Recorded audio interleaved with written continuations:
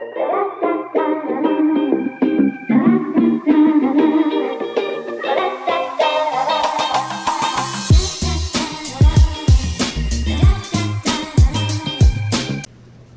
you, Mr. Secretary General, Your Excellencies, ladies and gentlemen, and distinguished guests.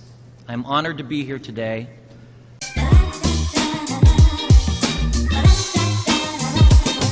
I stand before you not as an expert, but as a concerned citizen, one of the 400,000 people who marched in the streets of New York on Sunday, and the billions of others around the world who want to solve our climate crisis.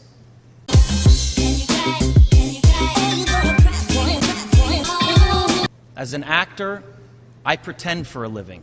I play fictitious characters, often solving fictitious problems. I believe that mankind has looked at climate change in that same way, as if it were a fiction, as if pretending that climate change wasn't real would somehow make it go away. But I think we all know better than that now.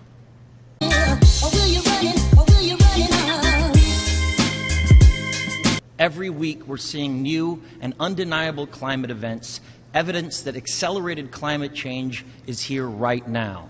Droughts are intensifying, our oceans are acidifying, with methane plumes rising up from the ocean floor. We are seeing extreme weather events and the West Antarctic and Greenland ice sheets melting at unprecedented rates, decades ahead of scientific projections. None of this is rhetoric, and none of it is hysteria. It is fact. The scientific community knows it, industry knows it, governments know it, even the United States military knows it.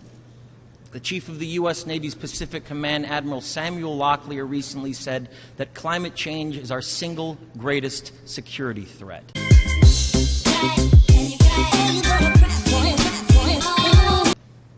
My friends, this body, perhaps more than any other gathering in human history, now faces this difficult but achievable task. You can make history, or you will be vilified by it. To be clear, this is not about just telling people to change their light bulbs or to buy a hybrid car. This disaster has grown beyond the choices that individuals make. This is now about our industries and our governments around the world taking decisive, large-scale action. Now must be our moment for action. We need to put a price tag on carbon emissions and eliminate government subsidies for oil, coal, and gas companies. We need to end the free ride that industrial polluters have been given in the name of a free market economy. They do not deserve our tax dollars. They deserve our scrutiny, for the economy itself will die.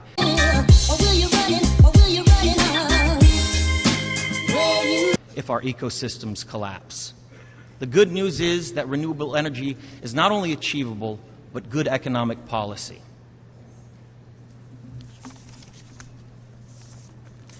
This is not a partisan debate, it is a human one. Clean air and a livable climate are inalienable human rights. And solving this crisis is not a question of politics, it is a question of our own survival.